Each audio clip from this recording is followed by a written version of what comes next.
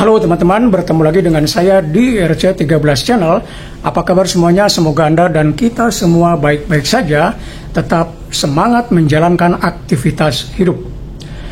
Teman-teman sekalian, di video kali ini saya akan kembali menyajikan The Current Issue Corner atau pojok isu-isu terkini. Dan untuk isu kali ini saya akan membahas tentang selebriti, ya, para artis yang menjadi anggota DPR atau legislatif. Pertanyaannya adalah, bagaimana seorang artis bisa menjadi anggota DPR? Tentu karena terpilih, ya, tapi bagaimana prosesnya dan kenapa artis bisa menjadi anggota DPR atau legislatif? Sebenarnya ini bisa kita kembalikan kepada faktor partai politik sebagai determinan faktor, ya. Faktor yang utamanya adalah ada di partai politik. Kenapa? Partai-partai politik di Indonesia itu umumnya pragmatis, ya.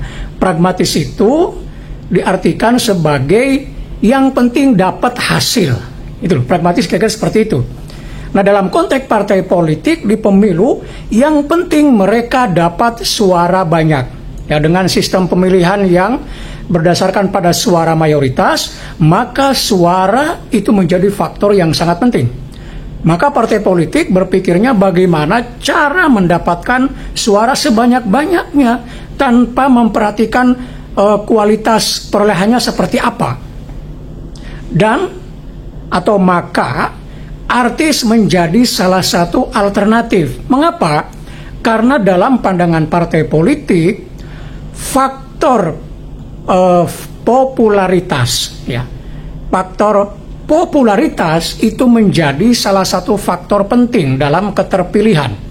Nah, artis umumnya adalah orang-orang yang populer, memiliki popularitas tinggi. Jadi ini dianggap menjadi modal politik sehingga artis mudah menjadi calon anggota legislatif. Dan ketika kemudian bertanding dalam pemilu, ada yang lolos, ada yang gagal. Nah, persoalannya adalah partai politik karena bersifat pragmatis itu tidak melihat aspek yang lain kecuali popularitas. Artinya partai politik hanya melihat si artis ini punya popularitas, dikenal luas oleh publik, ya, tanpa mempertimbangkan kemampuannya atau kapasitas yang harus dimiliki nanti kalau menjadi anggota legislatif, ya. Maka yang terjadi adalah banyak artis yang sama sekali tidak memiliki kemampuan politik, tidak punya pengalaman sama sekali dalam dunia politik, misalnya aktif di partai, tetapi kemudian daftar menjadi anggota legislatif, caleg gitu, ya, dan diterima dengan tangan terbuka oleh partai politik. Beberapa di antara mereka kemudian terpilih.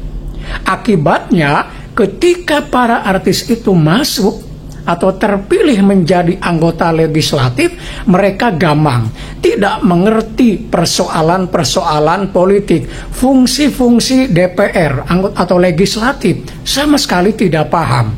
Fungsi-fungsi partai politik tidak paham. Bagaimana cara mengomunikasikan pesan politik kepada halayak juga tidak paham. Dikira sama saja ketika seorang artis ngomong kepada masyarakat, kepada halayaknya. Tentu berbeda, ya, tapi mereka tidak punya kemampuan itu. Ini artinya bahwa sebenarnya partai politik itu sendirilah yang harus berbenah, ya. Jangan hanya melihat popularitas artis lalu dijadikan anggota legislatif.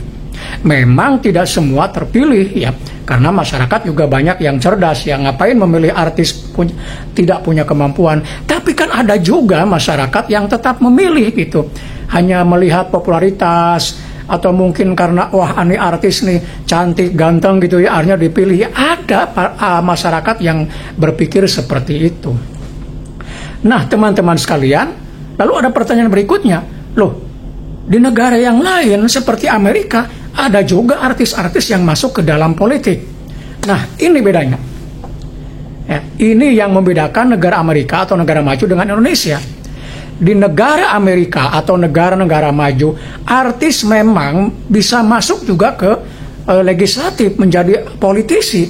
Tetapi, ini yang harus diingat, tetapi di Amerika, artis-artis yang masuk ke dalam politik, entah di eksekutif menjadi gubernur atau di legislatif gitu ya, menjadi senator, anggota DPR, mereka sebelumnya aktif di partai politik, minimal sebagai volunteer.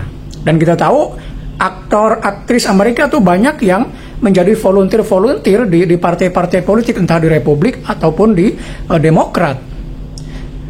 Dan ketika mereka kemudian berkontestasi dalam politik, masuk ke dalam gelanggang politik, mereka tidak gampang karena sudah punya pengalaman, sudah punya pembelajaran politik. Nah, ini baru benar. Jadi mereka belajar dulu partai politik, ya, meskipun mereka artis, kemudian baru berkompetisi.